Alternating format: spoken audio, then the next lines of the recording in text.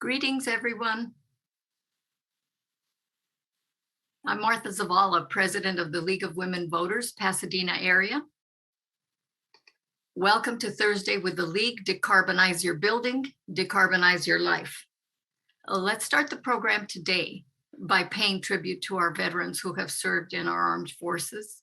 Veterans Day is observed on November 11th, and this year we are especially grateful for those who have returned home from combat and for the sacrifices that they have made on our behalf.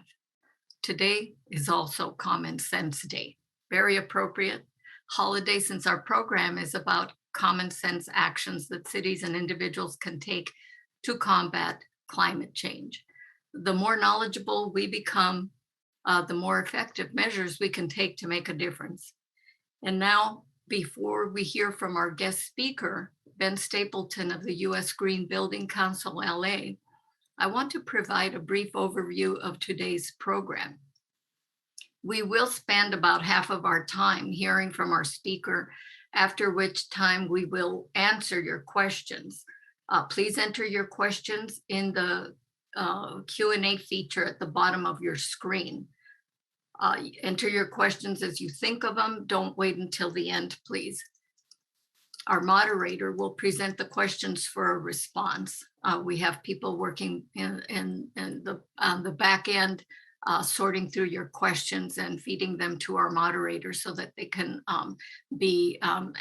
get an answer for you as quickly as possible. Be aware that the questions may be edited for brevity and to avoid any duplicates. And we may not get to the time to answer all of the questions, but you can send them separately by email to our events committee at events@lwv-pa.org. That hyphen is very important. Without the hyphen, you end up in Pennsylvania, which is a very nice place, but you want your question to come to us. So that's events@lwv-pa.org. And we'll try to send you an answer within the next few days if it's possible, or maybe we'll just have another event that you could come to and we can have a special topic on any other area of interest. So please do not enter your question or any comments into the chat box, as that feature is used by the webinar staff to keep things running smoothly. If you have concerns about sound or anything else, you can still type them into the Q&A and someone will try to help you out. And after the Q&A and before we close the workshop, we'll announce opportunities to take matters into your own hands. So please stay tuned. We're pleased to announce that Pasadena Media is again recording our presentation, and we'll be posting the video on our YouTube channel for later viewing and sharing. We really want you to share these links because it's important that many people get this information. So today, we're very excited to sponsor this relevant, urgent topic on common sense climate action. Common sense doesn't equate to easy. It means there's a practical approach to solve a problem. Our guest speaker will talk about solutions and not just about the bad situation we're in. So here to welcome Mr. Stapleton, who will talk about combating climate change, is our moderator, Bill Kelly of the LWV PA Natural Resources Committee. Bill, please introduce yourself and our speaker. Well, good morning. Thank you all for being here. I'm Bill Kelly. I'm with the League's Natural Resources Committee, which focuses on education and advocacy on environmental issues. And today we have a program that's about decarbonizing buildings. The topic specifically, decarbonize your building, decarbonize your life. This is highly important because in California, the goal is to cut emissions of climate change gases, greenhouse gases, by 80% by the middle of this century, which is coming right up. And buildings emit about 27% of these emissions. So you really can't meet that goal without cutting carbon emissions attributable to buildings. Those emissions occur because buildings use electricity from the grid. which has not yet been fully decarbonized. They use refrigerants, which when emitted and leak out of air conditioning and refrigeration systems and so forth, are warming gases. And finally, because natural gas is used for water and space heating in our buildings. So to find out how to do this and what can be done, please welcome Ben Stapleton, a Los Angeles native who's executive director of the U.S. Green Building Council, Los Angeles. His current work is based on coordinating an ecosystem, leveraging the built environment as the entry point and connective fabric to help create a more sustainable society. Ben launched and managed the Lacrette's Innovation Campus in downtown LA, which is a green building that is home to many programs and events involving cutting edge businesses and nonprofits in the sustainability arena here in Los Angeles. He's been a real estate advisor and energy efficiency consultant, among other things in his career. And he's a recipient of the distinctive Da Vinci Award for Innovation, the Los Angeles Business Council's Community Impact Award, Stratoscope's Impact Maker to Watch Award, and CoStar's Power Broker designation in the Los Angeles market.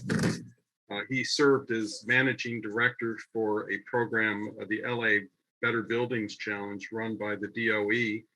And that program dealt with 600 million square feet of commercial buildings, helping them become more sustainable. So Ben, we're happy to hear from you.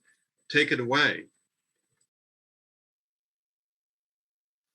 Thank you, Bill. It's good to be here today, and I appreciate the opportunity to present. I'm trying to start my video, but I think the host stopped it. So if you could unstop my video, perfect. Thank you very much. I'm also a Pasadena resident, so I'm excited to be here with this group. This means a lot to me. I'm going to go ahead and share my screen and go ahead and start my presentation. Just to confirm, can you all see my presentation right now? I'm going to assume you can then. Yes. Perfect. So just a little bit of background. So my name's Ben Stapleton. I'm the executive director for the U.S. Green Building Council, Los Angeles. We're an independent nonprofit, so we're affiliated with the Green Building Council that runs the LEED credential and certification that you may know of. Our mission is different. We're really focused on leveraging the built environment as an entry point to create a more sustainable region for all here in Southern California. We cover LA County, San Bernardino County, Riverside County, Ventura County, and expanded into Orange County over this past year. And we're really a collection of people. We're a community unto ourselves that are really looking to make an impact in this space and are working together to really drive change. I've been here as executive director for about 2.5 years now and have really grown the organization, worked to diversify our member base and restructure our programs. And so we're really doing a lot of impactful work right now. And I'm excited to be able to share with you some of that today. So to start, this is an important week, I think, to be talking about this, given this climate summit that's happening in Scotland right now. And, just want to share, it's hard, I think, when we think about climate change, when we talk about climate change, it's a real struggle. We try to have optimism, but if you look at the data, it's pretty clear at this point, that it's going to be tough for us to avoid impacts from climate change.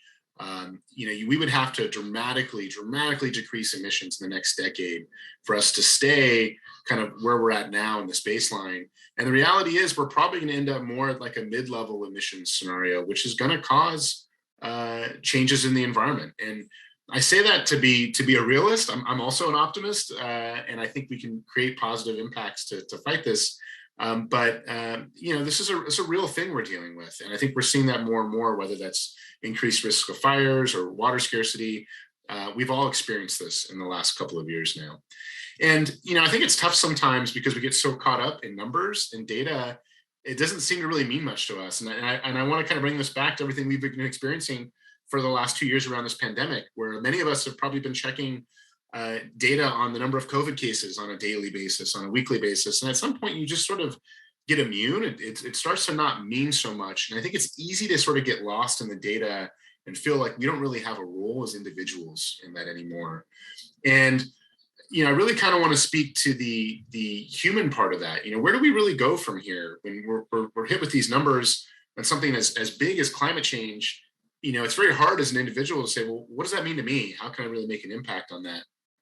And I want to just take us back to the fact that we're all people, and this struggle for progress is really something that every generation has dealt with throughout the history of mankind.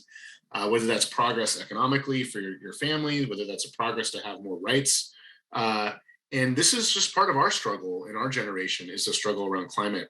And we have to really celebrate the small moments of triumph. We have to find the joy when we're dealing with something as big as climate change and changing climate in our world. We have to celebrate these small victories and just celebrate the humanity of it. And that can happen right here on a local level in the San Gabriel Valley and in Pasadena. And, really have to create relationships along the way and get happiness out of that journey. And I think that's important because I think it's easy right now for a lot of people to feel overwhelmed and depressed with a lot of the challenges we're dealing with. And the reality is that struggle is just part of being human. And that doesn't mean that there's not hope and that we need to stop. We have some great opportunities in front of us, especially in this critical decade of the fight against climate change. And that's to accelerate the adoption of new technology that can help lead the way. We really need to expand our definition of how we define the workforce of the future. You can see this now, but sustainability is sort of becoming part of everything. And that means that everyone can benefit in their job in some way, shape, or form. And for me, what I've never really understood when people fight this push for sustainability is that we're really just trying to create a better environment. We just want to have a healthier place for our families, for our friends, and that should be something that everyone's excited about and everyone can share in that. If we create healthier environments, that's all going to mean that there's less cost for us in our lives, and we can, it's better for everyone. And we need to think long-term about adaptation and resilience. As I mentioned, we are going to feel the impacts of climate change. We are already. How do we adapt? How do we find the resilience that we need to get through this? The reality is the world's going to be fine. The world's been around for millions of years. It's the people that we need to worry about. It's figuring out how are we going to find our place to find balance in the world. And I really want to encourage encourage industry to use the green building community as a resource. Our members and volunteers are architects, engineers, contractors, they're planners, they're folks at city agencies, municipalities, and others that care about sustainability. They're consultants, they're everyone who sort of touches the space, developers, building owners, managers, financiers. And what I love about the work we do is that everything comes home in a building. If you're dealing with issues about energy, water, waste, mobility, it's all about buildings on some level. If it's mobility, it's people moving between buildings. Even infrastructure is built environment. That includes roads and ports and bridges. So even parks, that's all the built environment in some way, shape, or form. And I feel like sometimes we struggle on where can we make an impact. And that's part of why I choose to work in this space, is because through working directly in the built environment, we can actually impact everything around us.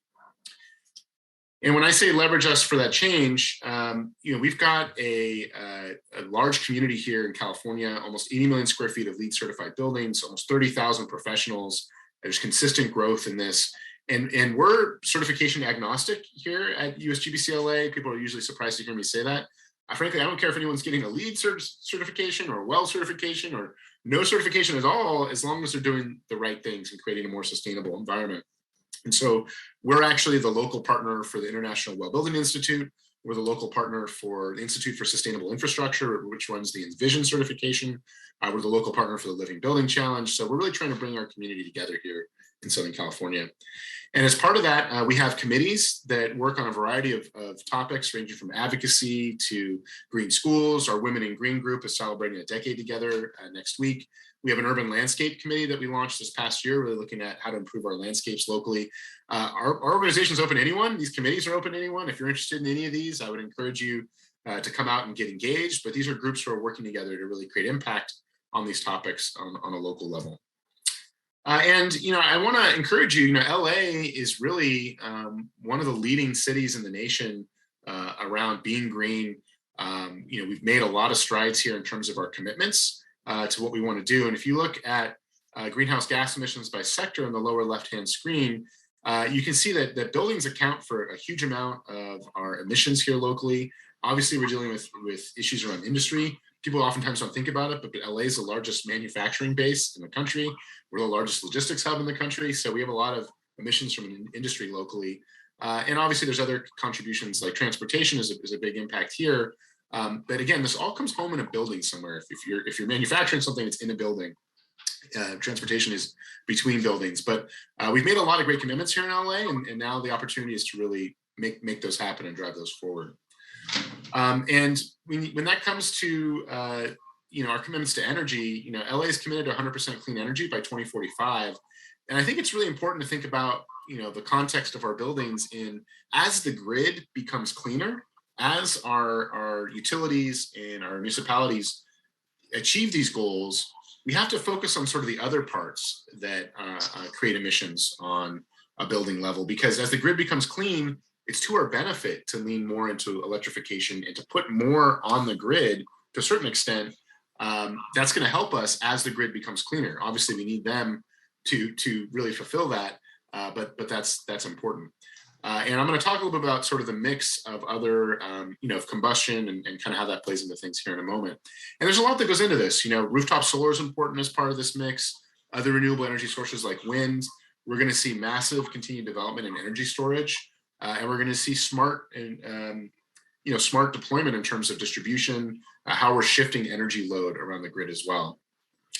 And I think it's important to take a step back and think about, well, what does this mean in terms of how do we actually use our buildings and our land here in LA? And if you look at this land use breakdown throughout the region here, and this is for LA County, almost 70% of our land use is residential in LA County, followed by commercial and industrial at equal percentages.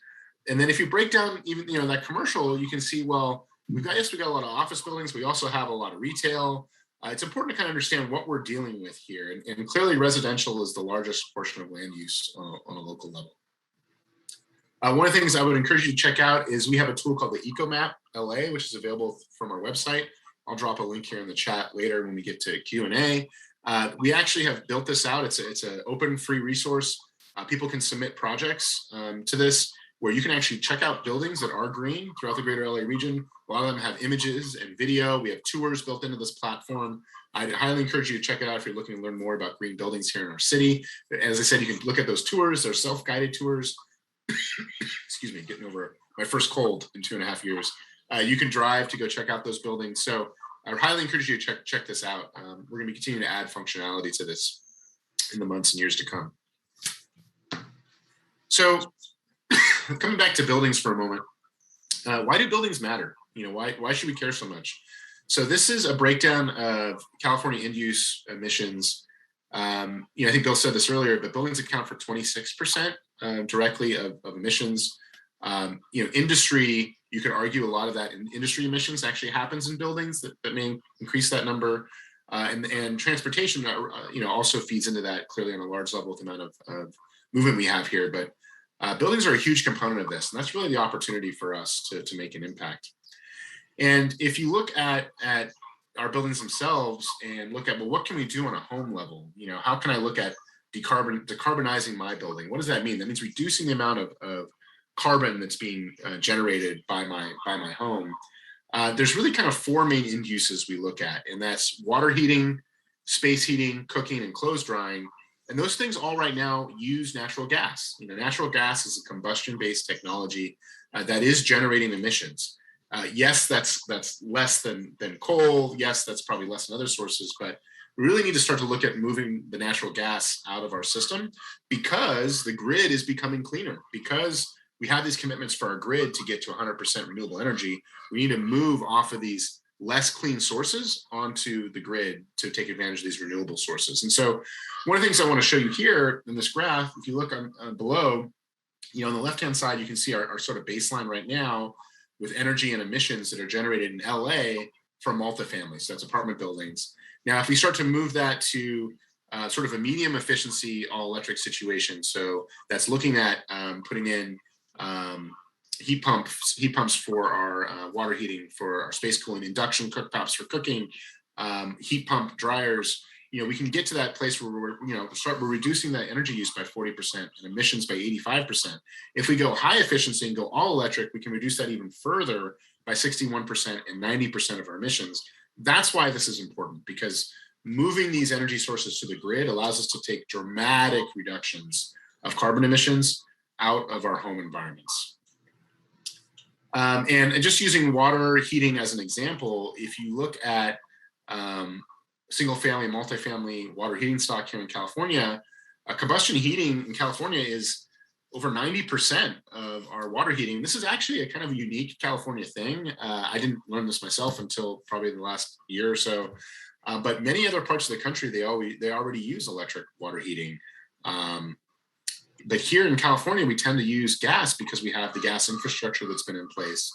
And the technology's been proven on a lot of the electric heating, we just don't have it. So we need to start making that shift here in a more direct way. And this is sort of a very California issue that we're dealing with right now. And this next decade is very critical for us in terms of adoption. If we want to hit these goals to meet some of the climate targets that we've hit for California, you can see here, we need to essentially dramatically decrease the amount of natural gas, space, and water heating that we're doing in the next decade. You can see here, by 2030, we need to sort of be at almost 70% of our sales of equipment needs to be high efficiency electric, space, and water heat pumps. That's a big change from where we are now. Right now, we're at what, just above 10% maybe. So that's a big jump, but we need to do that if we're actually going to hit the goals we've set for ourselves. That's pretty much the only way to do it in our homes right now. So I think it's a really important thing to note. And the reality is that the market isn't quite there yet. We do have contractors that are getting trained to install these things. You're seeing it more and more. There's a lot of aggressive rebates right now that are rolling out for heat pumps, but we're going to probably see a lot of increased investment in this space in the next couple of years to really drive adoption. And a lot of times people ask the question, well, is technology ready? Is this stuff ready to go? So the technology is there for single family, for multifamily. You can see here, if you start to look at small commercial and large commercial buildings, there's some places where we need to kind of look at getting better technology in place. But the technology is there. There's a picture on the top on the right of a heat pump water heater. And then space heating also, the technology is here. It is available now. You can see we have different kinds of systems available for single family, for multifamily. And then as you get into commercial, a lot of the technology has been proven out. So that technology is here today. And then when you look at cooking, we do have induction cooktops. We're starting to see those more and more. I live in a 110-year-old home here in Pasadena, and I have a gas-fired range that does not have a functioning exhaustion hood because it's an older home. Buying an induction cooktop has been on my list of things to do here. I just moved in here about a year and change ago because I'm the one who does all the cooking. So I'm breathing in all those fumes, and it's near my children's rooms. And there's no question that that's creating, emissions and pollutants in our local environment, and that's impacting us. And so that technology is here. We're also starting to see more heat pump dryers, combo washer dryers. There's, I think something like the statistic is, I think 85% of the energy used in drying is from gas, and that's essentially pulling water, out of our clothes in the dryers. And so one of the things I wanted to mention is we have a net zero accelerator that we started a few years ago when I first arrived here. We really help pilot and promote new technology that can help us get to net zero in our homes and in our commercial buildings. A lot of the technology exists today. The built environment remains one of the hardest places to get new technology to market. That's why we created this program. And there also wasn't really an innovation community around real estate and buildings here. In fact, there's only one other one really in the country, and that's in New York, because they have a very centralized ownership market. And so we created this program 3 years ago. We've had over 56 startups that have come through our program here at USGBCLA, and we're tracking over 50 pilots. It's really been a great program. I would encourage you to learn more if you're interested. And a lot of this technology is for homes and businesses. There's ways you can pilot things out in your home as well. And then taking a step back for a moment and kind of looking at the regulatory environment, a lot of the regulations, the improvements to code are really pushing us in this direction, right now. So, we already have requirements to reduce building energy use per square foot in all building types that are pretty aggressive. We're looking at over 50%, about 50% by 2050. I suspect those will be pulled in even more as we get closer. On new buildings, will be net zero carbon by 2030. 100% of buildings will be net zero carbon by 2050. I expect those numbers to be pulled down. I think net zero carbon will probably be pulled down to 2045. A lot of stuff just has to happen sooner if we're going to get there. And already now, code here in the state of California is requiring new homes and buildings to have, essentially be solar ready. That includes multifamily and to have solar panels. I think we're going to see an increased push for them to not only have higher numbers of EV charging units and be EV charging ready, but our most recent code has increased the language around having those buildings be all electric ready and increase the incentives to be fully electric. So, we're seeing this stuff happening. Code is going to continue to push us there. I think the message for a lot of us who own our own homes or own buildings is, the opportunities to try to get ahead of that. Take advantage of rebates that are there now as they're trying to push adoption, because this stuff is going to happen anyway at some point in the next 10 to 20 years. It's good to get ahead of it if you can, and to take advantage of rebates when they come out to help early adopters. And there's some interesting trends to look at right now around buildings. So sensors and the Internet of Things. I'm a big advocate for indoor air quality sensors, which we've seen drop pretty dramatically in price and become way more accurate over the last 3 to 5 years. In fact, I just working on a project right now. We're purchasing indoor air quality sensors for low-income multifamily units because there's no data in these units, and we typically see that indoor air quality is 3 to 5 times worse than outdoor air quality. And if you think about buildings, and typically in our lower income or disadvantaged communities, they're less well maintained. They're built with cheaper materials. And so the likelihood that air quality, which is already worse outside, because these tend to be communities that have more industry and are closer to freeways, is going to be 3 to 5 times worse because we're dealing with buildings that probably aren't well maintained. And so that's something that we've really had an increased focus on. I think we've all experienced that through the pandemic as well, just being more aware of our environments and what's impacting our health in our environments. And so last year we launched a program called the Healthy Building Alliance, which I'll talk about more in a moment. The WELL certification for buildings is seeing 1 million square feet of new projects daily as people are concerned about getting back into their office spaces and others and want to make sure those are healthy. I became a WELL certified professional this last year myself as well. Materials transparency is also a really important trend right now to be aware of. We're seeing a dramatic increase in what are called environmental product declarations, or EPDs, around materials. They're being required more and more now in development. More and more manufacturers are being forced to get them in place. And an EPD is essentially sort of like an ingredients list for a material. What goes into it, how it was manufactured, what's the embodied carbon, what's the carbon that went into manufacturing that product. And we're seeing more labels around the chemicals and materials that are in those because we need to. Frankly, there has not been transparency on materials that go into our homes for many, many years. We need to see that because it's impacting our health. There's clear data that having increased ventilation and natural light, having better environments leads to higher levels of productivity and longer term health, especially mental health. And so we need to be focusing on these issues. And another thing that we're really seeing as a trend is that demand response continues to evolve. Demand response is essentially being able to shift energy when needed throughout the day. This is incredibly important. As we get more solar onto the grid, we're producing more and more energy during the day. We need to store that energy for use at night. As we get more EVs onto the grid, well, people tend to charge at night and we won't have that solar load there. So there's a lot of sort of energy shifting that needs to be done right now on our grid, especially as we electrify. And this is a big challenge. We don't have the infrastructure in place in a lot of the ways we need to really drive this forward. And so I think we're going to see a significant amount of investment in infrastructure in the years to come. And by the way, I'm not sure what happened here. There we go. By the way, if you have questions, please feel free to drop those into the chat. I know we'll get those at the end of the session. I also want to mention our Healthy Building Alliance. So we launched this program last year. This is not a certification. This is a commitment that anyone can make. We actually have a home office version of this program, and so you can certify your home office. But it's really a commitment that anyone makes to 5 simple principles. So improving indoor air quality, using green cleaning products, having access to nature, promoting movement within your environment, and doing water quality testing. We chose these 5 principles because we felt this is really an equity issue.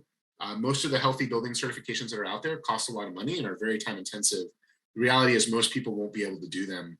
I would venture to say probably 95% of the buildings that are out there. So we created this program to make it equitable access for everyone. Again, it's not a certification, it's a commitment. People make the commitment, we help onboard people, we provide discounted resources, we provide access to information to help you create a healthier environment for yourself and for those around you. So I really encourage you to check this out. I've been astonished myself about the data around, how improving air quality can improve your long-term health, how spending that time in nature every day and just being active really can dramatically increase productivity and mental health. And these are things we need to focus on, especially in this time. Along those lines, I've become a big advocate for native plants. We launched a California Native Plant Landscaper Certificate Program last year with our partners at the Theodore Payne Foundation. We've now got a pretty extensive wait list for this program. We're offering it in English and Spanish. It's really targeting our gardeners and small contractors gardening community, trying to give them the information they need to use native plants the right way to be able to bid jobs when they're doing gardening, to talk about what plants to use, what those maintenance costs are going to be, the fact that a lot of people, when they get native gardens in place, it doesn't grow that much the first year. They want to have that big lush garden. Well, native plants they kind of pop in that second or third year. You got to wait a little bit longer, things like that. So I've actually been certified through this program myself. I'm a big advocate in this.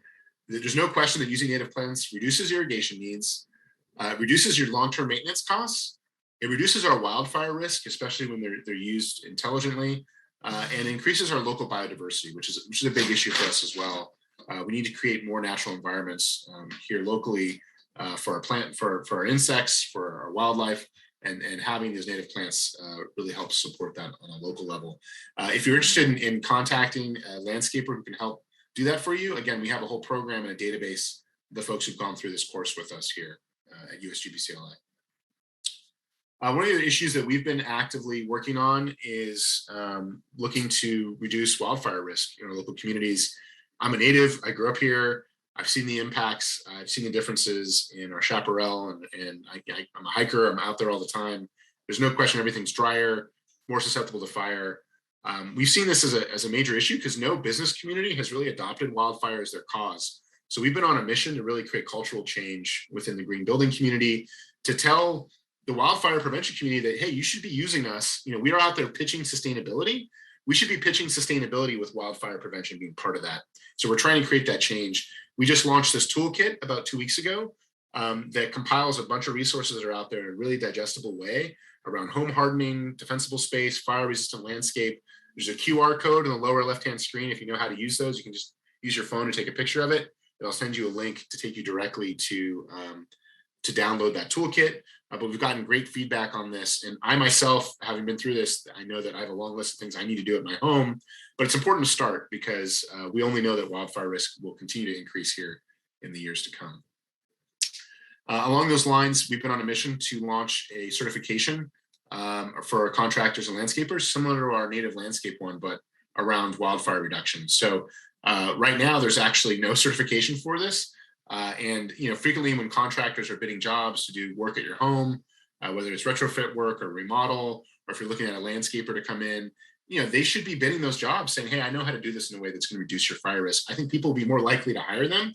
I've been in conversations on a high level with the state where they're trying to put in, more boxes to check around permitting, more boxes to check when you're going and trying to get, the ability to add to your home. And that's fine. We need to have that around reducing fire risk, but we also need to leverage the private sector. So we've been really trying to find funding to stand this up. I think I applied for 5 grants in the last year to help fund this program. We're not quite there yet, but I'm hoping we'll get there in the next 6 months to a year. And then I also want to provide some context around some of the green business trends that are also driving some of this. Right now we're seeing a real inflection point around sustainability in our major corporations. I think you're probably seeing this as well if you follow the news. Everyone's making a commitment to go net zero by 2030 or 2040. And, frankly, a lot of them don't know what that means yet. And we've seen a lot of greenwashing. I would caution you, a lot of the funds that are out there right now that are labeled as green funds really aren't. And people are really just using this as a way to help drive sales. So I encourage you to dig into that kind of stuff. I want to highlight some of the trends that we're seeing here in 2021. Industrial decarbonization is one that I'd flag as a big issue here in LA. Our manufacturing industrial sectors have been left far behind. In fact, we're working on a white paper right now on sustainability in manufacturing. We're seeing an increased push around mobility and sustainable mobility as a perk when people are hiring. Aviation is now seeing a push for electrification and for a change in the kind of fuel they use. Circular economy is really becoming more of a thing in terms of what we're doing with our waste. So we're seeing some big trends here around corporate commitments. And that's true on a local level as well. I wanted to highlight some of these companies here. So the Walt Disney Company, made a commitment to go 100% zero carbon by 2030. Mattel has committed to go 100% recyclable or bio-based plastic by 2030. Live Nation's also made similar commitments. Wells Fargo, net zero greenhouse gas emissions by 2050. I would argue that's much too far out. They need to pull that up by probably about 15 to 20 years. And they've committed to $500 billion to sustainable finance, which is great. Google has been a big leader. One of the things they announced, I don't know if we have it on here, but they're actually trying to go, they're working around to offset all their water use since the creation of the company, which I think is amazing. And are really looking to, all of their cloud computing and everything like that, they're already carbon neutral on that. They're looking to go even further and be carbon negative. So that's kind of work we need to see done if we're going to get back to that major graph, if we're going to shift where we're headed right now on climate change. And you're seeing a lot of these companies on the right-hand side, there's a climate pledge for companies to go by net zero by 2040. Again, I would encourage you, a lot of people are making these pledges. We run a group that works with corporate sustainability folks. A lot of them are still trying to figure out how they're going to do it, and they don't know. The pledge is important. That's the first step in the journey, but we need to figure out how they get there. A couple of things that I wanted to highlight, and I know I'm probably data dumping a bunch of information on you, but just as a reminder, Senate Bill 100 or SB 100 is requiring that California gets to 100% clean energy by 2045. LADBP here locally is looking to supply 100% of their energy by 2045, but 80% by 2036. I actually think they're going to get there ahead of schedule. LADBP's made some good progress and is pulling that up. And I think it's important to be aware of some of the paths here. So you can see a lot of people, we have these 2020 targets, these 2030 targets. You can see where we've kind of performed to date. So we have a lot of work to do when we make these commitments. They're not going to be very easy things to do. And I think the reality is we're going to see a lot of investment over the next decade. I think you're starting to see that on the federal level now with a lot of what's being proposed there by the Biden administration. California is going to be a huge recipient of those funds. We need to be ready to receive those funds and know what we're going to do with them when they come. A lot of that's going to go to preparing our grid and our infrastructure here locally. And electric vehicles will be a big push of that. If you're looking at how to decarbonize your life, decarbonize your home, it is looking at where you're using natural gas in your home. It's looking at putting solar on your roof and then getting an EV. An EV is one of the biggest buckets of how we personally create greenhouse gas emissions. So I've got solar on my roof here in Pasadena. I enjoy doing that. I haven't bought an EV yet, which is my deep, dark secret because I haven't had to drive much in the last 2 years and I've had no car payments. I'm getting just back to that place where I'm getting an EV here shortly and taking on that car payment. But there's no question this is the future. I think you're seeing that every major auto manufacturer is committing to all electric vehicles by certain dates. We're going to be phasing out new gasoline cars here in California by 2035. And we have to see massive investment in EV charging over the next 5 to 10 years. We just don't have enough chargers. So you're going to start to see a lot of that be rolled out. And we do have some pretty aggressive rebates around charging here locally. Want to encourage you to check out our talent portal if you appreciated some of the information that you've seen today. We launched this as a centralized hub. We have featured employers, we have job postings, but we have actually all of our recorded content available for free on our talent portal. We have upcoming training. We have a mentor network if you're looking to get involved and mentor. We're always looking for more mentors. So I'd encourage you to check out our talent portal on our website. And along those lines, we have some upcoming events here. In fact, this just happened yesterday. We had a sustainability tour of SoFi Stadium. Our Women in Green group is celebrating a decade together next week. We have training coming up around, recycling and true zero waste. Our G-Pro Fundamental Certificate is a great certificate. If you're looking to learn more, it's only a 4-hour class. It's very accessible. We've trained over 800 people with this program in the last few years. I think it's just a great base for anyone to learn about sustainability fundamentals. I encourage you to check that out. We also offer lead AP training as well. One of the things I wanted to mention is connected to this, we're really looking at building a talent pipeline for this region. Last year, we launched our Green Schools program, where we're offering sustainability fundamentals training for free for kids, elementary, middle, and high school. We actually train up volunteers to do these presentations. So if you're interested in doing this, this could be you doing one of these presentations. We're on track to have about 1,200 kids go through these workshops with us this year. We just won a grant to add hands-on projects to these classes. I'm really, really excited about. But we also explain about what kind of careers kids can have in the future. We ask the people who present, talk about their own career pathway. This is also an equity issue. The reality is that in many of our low-income or disadvantaged communities, they just don't talk about climate change. There's just not this talk about sustainability, where we tend to have that more in our affluent communities. Everyone needs to be part of this conversation. We're increasingly seeing a bifurcated society where those who have the resources to adapt and be more resilient in the face of climate change will, and those that don't will not. So it's really important we get this education out to our youth today. And again, this is something you can get involved in. You can see here, there's a link to our website. And if you have a school that you're involved with, anyone can sign up for free on our website to schedule a workshop for their class. So I just want to make sure I socialize that with you all. And then also as part of our talent pipeline, you notice we're starting with youth. We created this program last year called the Green Building Corps. So we basically are bringing on about 40 unemployed or underemployed professionals every year. They volunteer through our program. We also try to get them placed in paid internships. We are selling bundles of hours of support to firms and to cities and other community projects here in the region. We do 100% mentor-mentee matchmaking in this program, and we're really pushing for diversity and getting people into jobs. We launched this program last year. It's been great. I think we've had about 50% job placement rate, and it's really just been a fantastic experience for us to work with these folks. And this is early career and mid-career folks. So it's not just young people. It's people who are also looking to get into the space as they get older. And then I would be remiss if I didn't mention our gala coming up on December 8th. This is the holiday party we've been waiting for 2 years here at USGBCLA. It's going to be Union Station in downtown.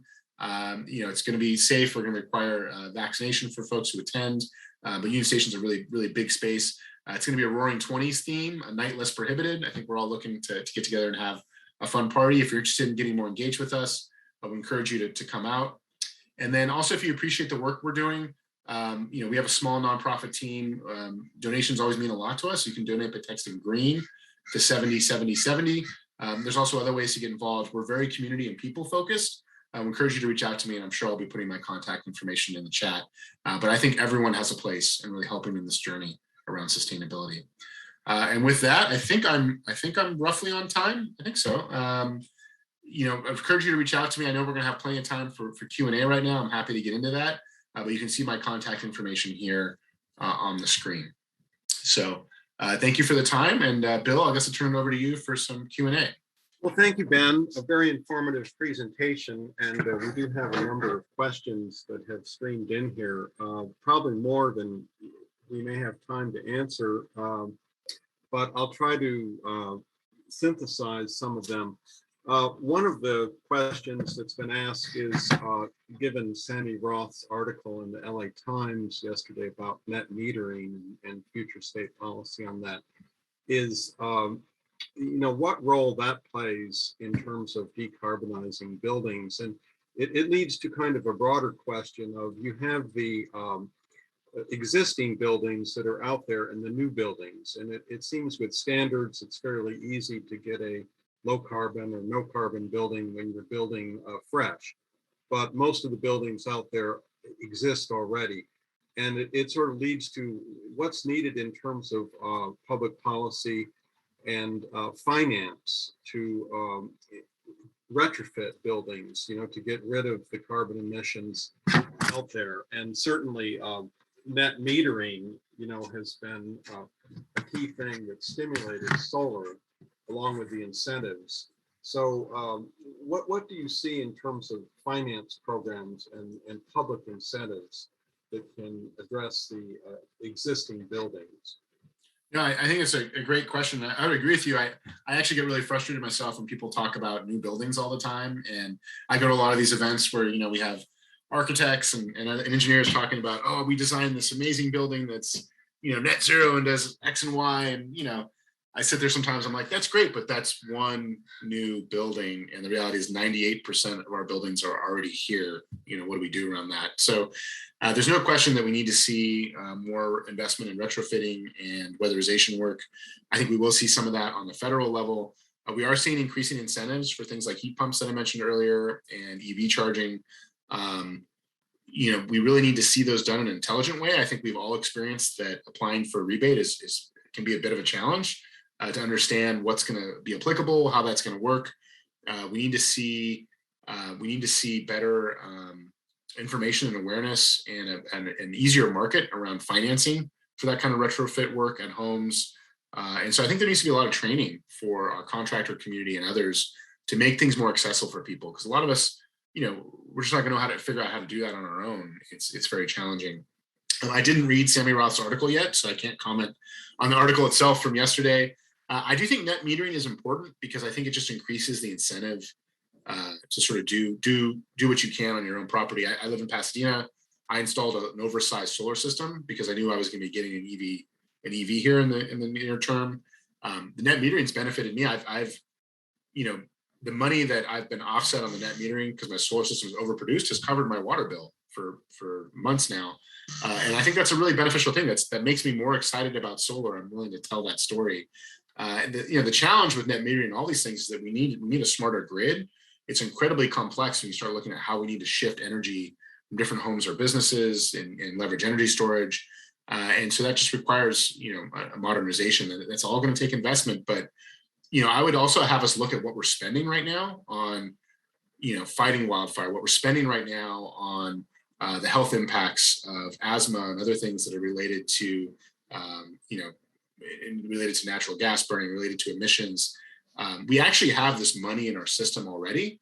But what this is about is investing it the right way to reduce our long-term costs, right? And we can do that. We know we can motivate to do that. Thank you, Ben. We have another question that's come in that's, I think, an interesting one. With the public power safety shutoffs and, windstorms that can knock down power poles and so forth, there's a lot of concern, particularly among people who have solar, that they would like to have battery storage and the ability to basically island from the grid so that they have power when these outages occur. Is this part of the push for green buildings, more storage and the ability to continue to use your own generated power when the grid goes down? Yeah, I think it's a great question. And for me, this kind of gets into a sort of bigger question around centralized versus decentralized systems and where do we invest. I think, on energy, I think it sort of depends on where you are and where your home is, right? So if you're in a more rural area that's subject to more blackouts, it probably makes sense for you to install energy storage so that you can keep on essential systems during a blackout. One of the things that we don't talk about enough is those that have conditions where they need access to refrigerated medicine or they need to be on breathing apparatus and stuff like that. That's a big deal. Some people really need power.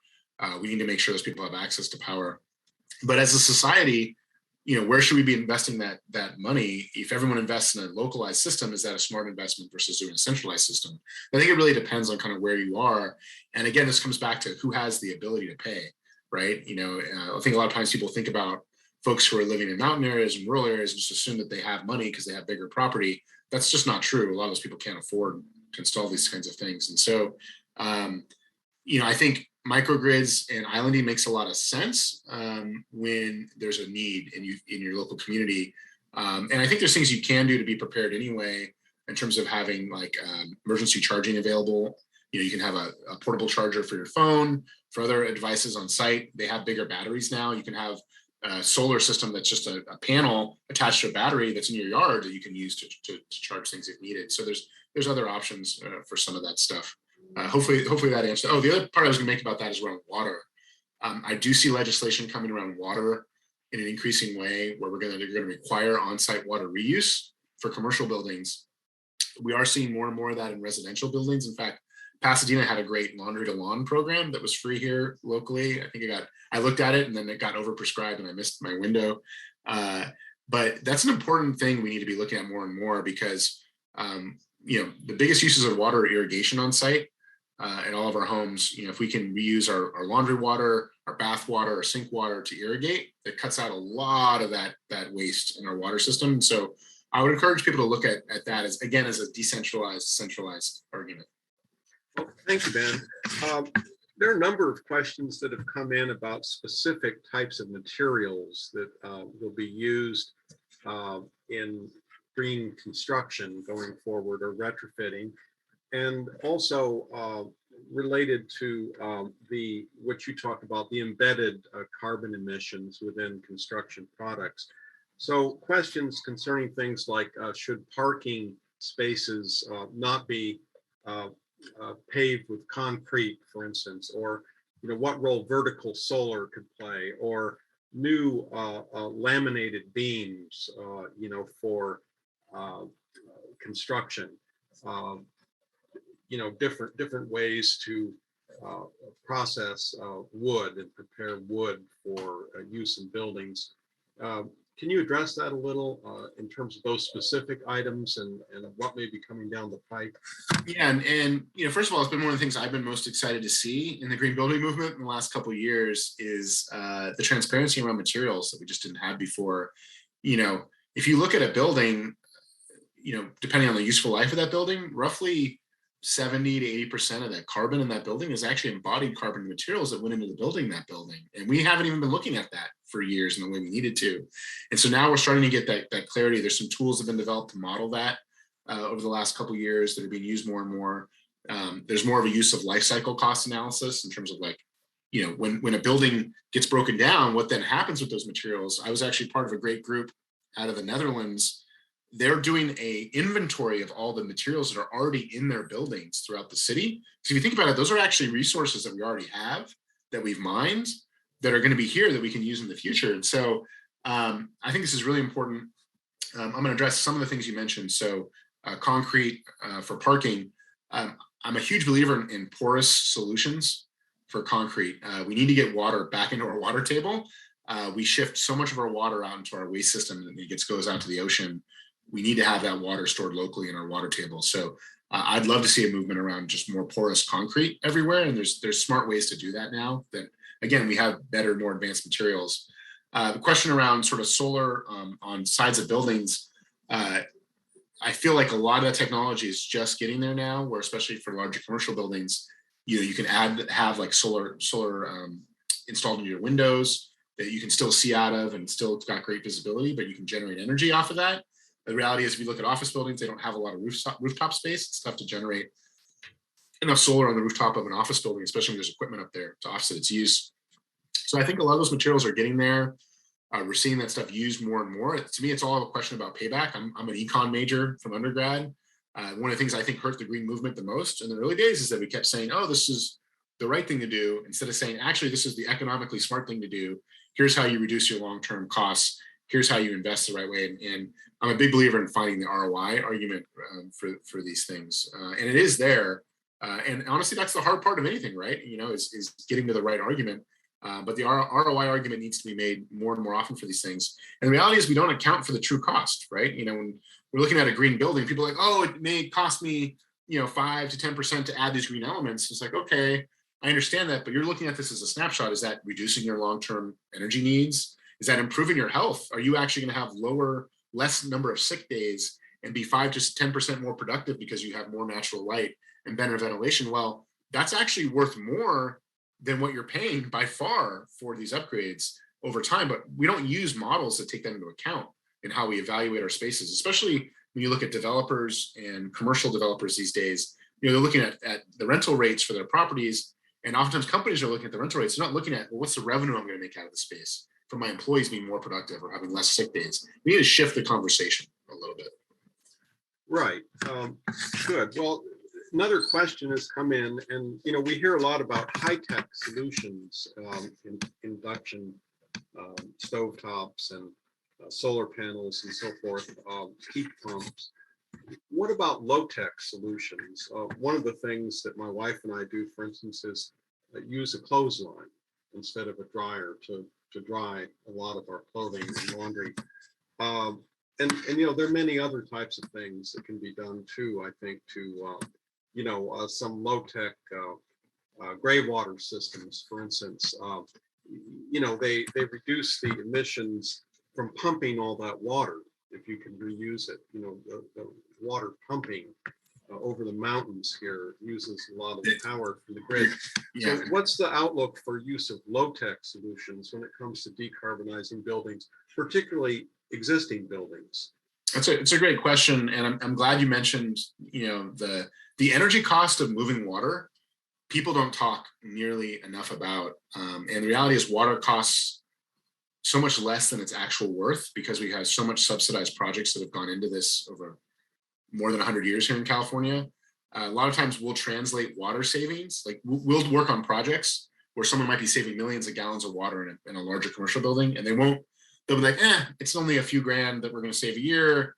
It's not necessarily worth it. When we translate that into the amount of energy that's voided from moving that water, changes the conversation entirely. The largest energy saving event in California history was when we had the drought back in 2015, 2016, and we cut water use by 25%. We saved more energy that year than any year in record in California. So that's just an important note. I'm a huge believer in low-tech solutions. Someone mentioned here shading. Shading makes a huge impact. It's not a big deal to necessarily put shades up in your home and make sure you're shading parts of your home that are getting a lot of sun at different parts of the day. Smart use of tree canopy, having trees that are positioned that will shade your home at the right times of day to reduce your heat load, incredibly important.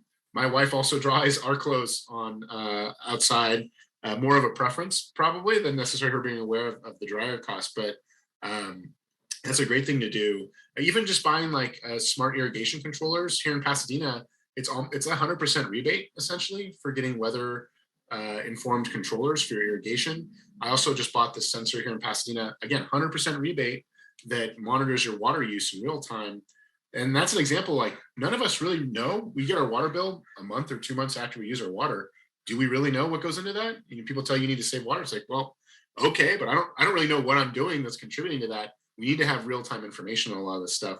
But low-tech is always a better way to go because that's going to be also more sustainable. The less money you invest, the less money that goes into, think about how much it takes to build a solar panel or even to build a smart sensor. There's embodied carbon in that as well. So we need to look at those low-tech solutions first. And again, that shading, cool roof, reflective coatings, those things all help quite a bit. Smart use of tree canopy, those things help as well. Using porous pavement in your yard is going to put more water into your local water table under your home, should reduce your irrigation costs long term. So all these things will add up. Great. We have some questions coming in related to the politics surrounding green buildings, and including, what you expect may come out of COP26 and how that may, help going forward in greening buildings. And also in terms of cities, cities are where the rubber meets the road, particularly when it comes to construction, because you have to get permits from cities. So the other part of it is you've got the international picture and then the local picture of what role cities should be playing and what are the key things they can do to help reduce emissions. That's a great question. Cities, I think, have almost all the control in a lot of ways. Because it comes down to local permitting. I think, a lot of times I tend to not pay as much attention to the big things that are happening globally or federally because, those things may generate money that can come and be invested. But at the end of the day, it's local groups and agencies that decide oftentimes how that money is spent. So I do think we need to focus on that. And so, one of the big issues that we're dealing with here in California, and I talked about this a little bit, is just, this move off of natural gas. We've had a big battle, and I think we will still, of labor being concerned that's going to lead to less jobs, of our environmental justice groups and others being concerned that it's going to lead to increased costs for folks who have less money, who are renting. And these are important issues we need to address. We need to make sure everyone knows that there is an opportunity to have a job that's going to be long term. Maybe we can use the opportunity to wean off of natural gas and pipe fitting to use more water reuse systems, install more water recycling, and those people can have jobs doing that. We just talked about all this incredible investment that's going to be needed in electrical infrastructure, from EVs to energy storage. we need a workforce to do that. The reality is we don't have that workforce now. And then when it comes to the cost issue, we should be subsidizing the cost for installation of a lot of things because it's going to lead to longer term, the costs are lower across the board. The question is really about these upfront costs. And one of the things we don't think about now is that we actually pay for gas infrastructure in a lot of our communities. Sometimes we look at that as a sunk cost, that was done 10, 20 years ago, maybe it was done through a bond or something like that. But that cost all had to be invested somewhere. I'm personally a believer that it takes a diversified portfolio of solutions to make progress. So I'm in favor of looking at hydrogen or looking at renewable natural gas and things that can make use of existing infrastructure. But at the same time, I think we need to hold ourselves accountable that the goal is to decarbonize, and we need to do that as quickly as possible. And that there's a role for hopefully everything at the table, but we need to reduce emissions and hold each other accountable to that. So on the political standpoint, I think cities have so much of the control. A lot happens on a federal level, on a global level, but that a lot of times I think is just noise until we learn how that money is going to be spent locally and how we can change local regulation. I think you're on mute, Bill. Yeah. Sorry. Yeah, thank you. That's a good answer, I think. Well, I wanted to cover a few more questions that have come in, although time is beginning to run short. I have one myself. I lived in a building in Washington, D.C. suburbs in Virginia that was all electric back in the early 1980s.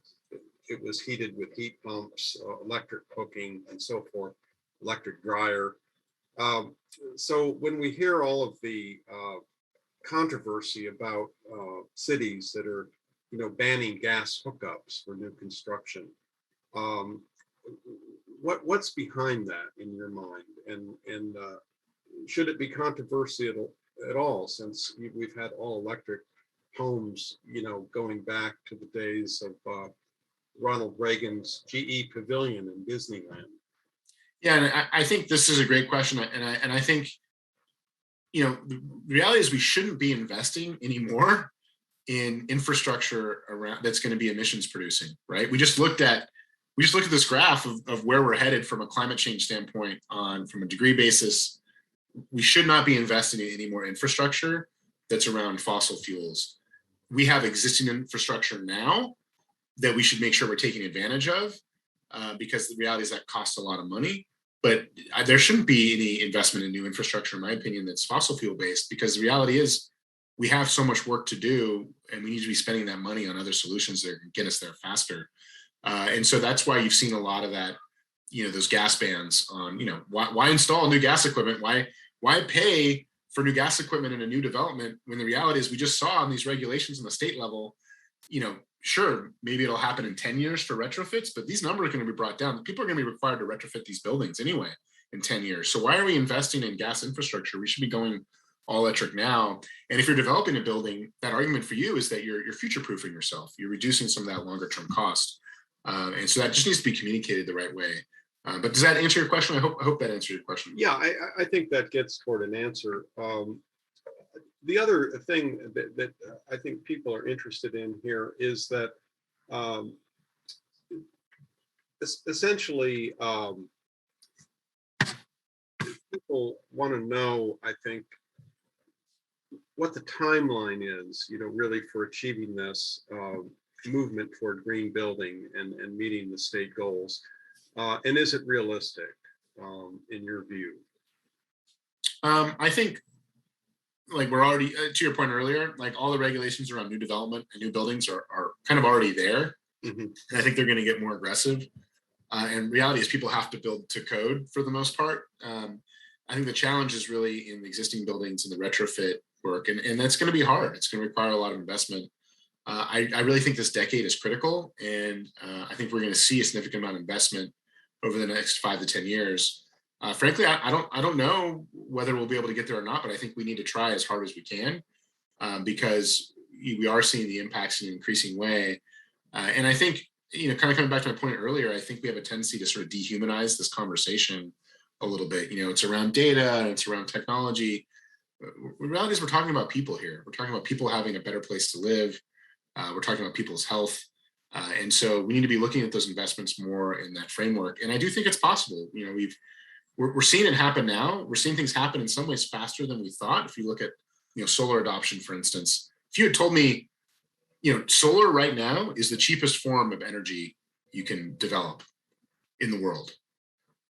If you had told me 10 years ago that would be, that was going to happen by 2020, that solar would be the cheapest source of new energy, people would have not believed you. But the reality is that stuff can happen. We're seeing, same kind of advancement around energy storage. So I do think it's possible, but it's going to take a lot more coordination. And I think we need to stop.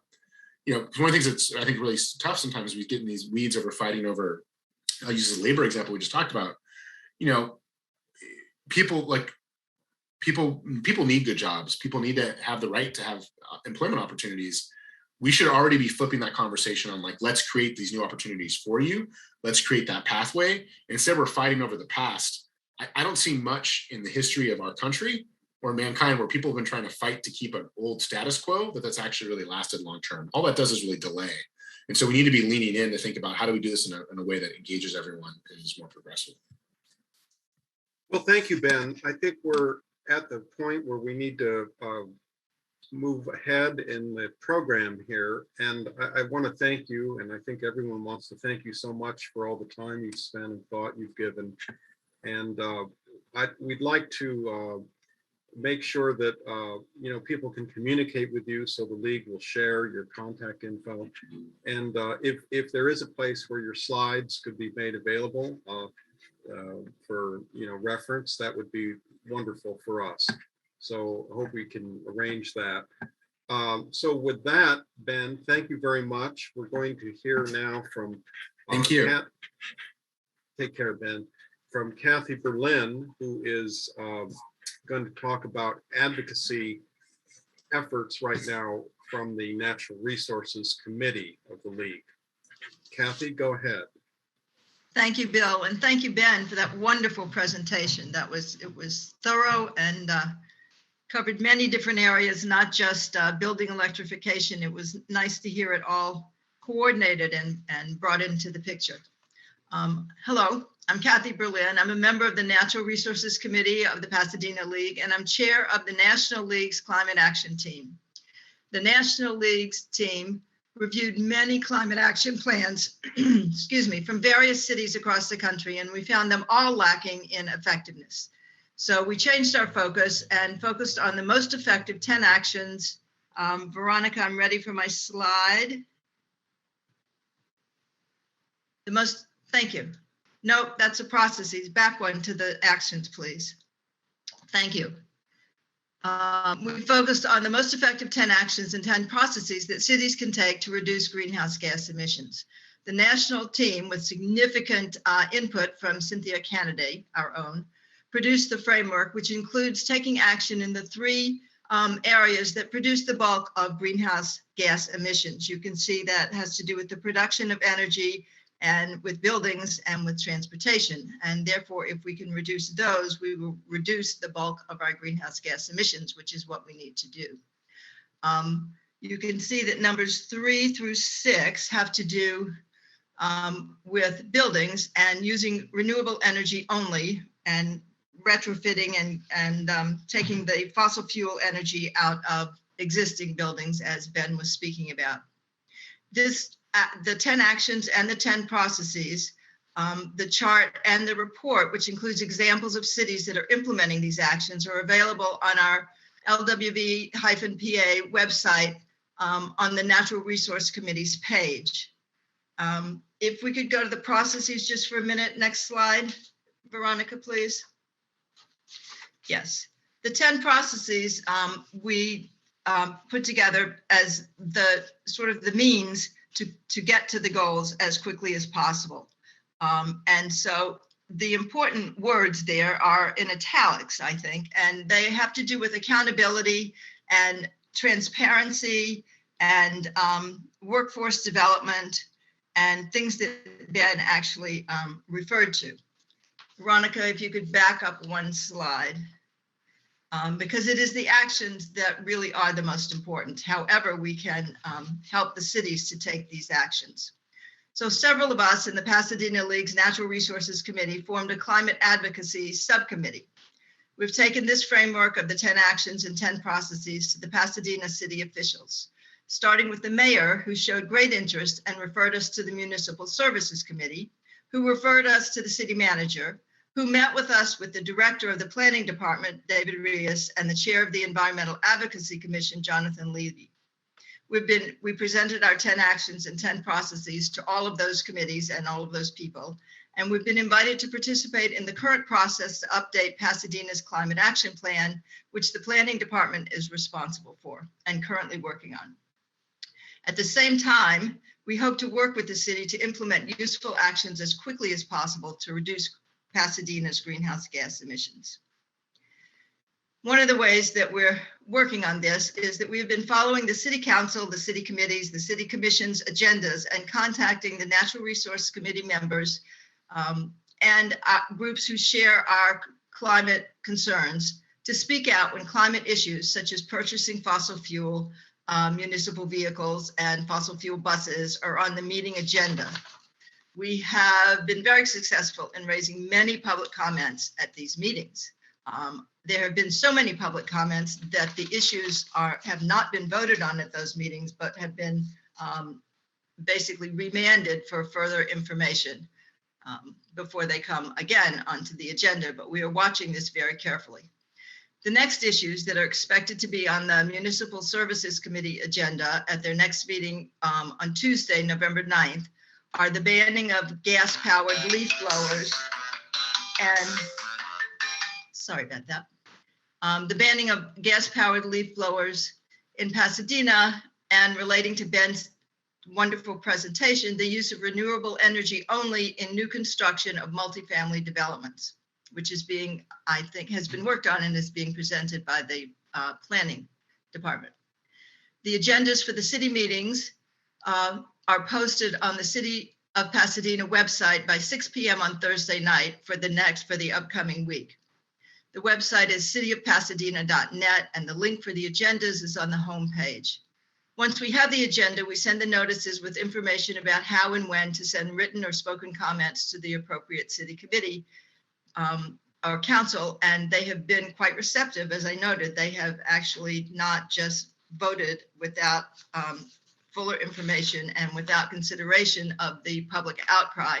All of the public outcry has been in favor of climate-friendly actions, not fossil fuel vehicles, etc. So we need climate activists and all league members to help us monitor our other cities' weekly agendas. It's really easy. If you can help the league educate and advocate, which are our two main goals, please let us know. Please contact the Natural Resources Committee. The email for Natural Resources Committee is naturalresources@lwv-pa.org. The email is on the Natural Resources Committee webpage, which is on the Pasadena League's website. If you look on the left-hand side there under our work and committee webpage and go down to Natural Resources Committee, you will find that. You will also find this chart of the 10 actions and 10 processes, and you will find a link to the full report with all the examples of the cities that are implementing those actions as of now. So please join us in informing our city officials about the actions to reduce greenhouse gas emissions, and please join us in monitoring our other cities to do the same. Thank you. Martha? Thank you. Yes, thank you, Kathy. Thank you very much. Really appreciate all the insight you gave as to how to take action at the city level, because I think it really is going to take all of us. I also want to thank Bill for his work on doing the moderating of all the questions. And of course, especially Ben, thank you for making us aware of the wonderful work being done by the U.S. Green Building Council, LA. I mean, we all live here in Southern California, and every bit of action that takes place, because we breathe the same air, you know, we travel the same streets and things like that. And it's going to take all of us working together. It's really exciting to be able to focus on actions that we can take to maintain a sustainable environment for us being people, humans. Environmental change is here, and we have to accept a new normal. We need to internalize climate action as part of our lives. We need to get to a place where we see climate action as an opportunity, especially for those of us who are engaged in social justice, because it's an opportunity to work with communities that have historically been left behind. There's job opportunities, a lot of opportunity. If we're changing our energy systems, we should leverage that to change our inequity systems and to try to leave these communities or bring these communities up along with everyone. We're all going through change. We may as well take that on together. Thank you again, Ben, for the invitation to work with you. That's an opening for our Natural Resources Committee, and they do take real pride in collaborating with as many groups as possible. As you hear, we're able to call on our partners to actually not just activate or take action, but to agitate for change. And so they're a really effective committee, and I'm really proud of the work they've done. I'm sure that they are going to be happy to engage with your group, and thank you for the wonderful presentation. Thank you very much. And now I want to remind you all that Pasadena Media has recorded this session, and within a day or two, they're going to have this posted to our website. So you'll be able to go to our YouTube channel to view it, to share it with other people. And while you're there, please, again, take a look at the video clip that was done on the 10 actions and 10 processes. You will get to see our newest league members. They're all three of them are high school seniors at Pasadena High. And they've really taken an interest in this and have expressed what it means to them to really take this climate change seriously. So go to our website, take a look at what we have to offer, and please, stay in touch with us. Please, Veronica, bring up our final screen. Thank you very much. We do hope that you enjoyed this program. I want to take the time to actually thank again Bill Kelly, our moderator. He did an excellent job. Our question sorter behind the scenes, Maureen Johnston, and our Zoom hosts, Catherine Gasby and Veronica Jones. And of course, the events committee that puts everything together. And of course, finally to Ben Stapleton, thank you for joining us. And thank you to Pasadena Media again. Last but not least, thank you for joining us. We hope to see you again at one of our public information events, and stay informed about the League's activities at our website. Kathy talked about going to our website and seeing about looking at the left navigation panel where you can find out about our committee work if you have an interest in other things in addition to climate. So please don't forget to have a very, very happy and healthy Thanksgiving. Thank you for sharing your day with us. This does conclude our program. As you can see, there's our website for you to go to, and the events committee email where you can submit your comments and questions. Thank you very much.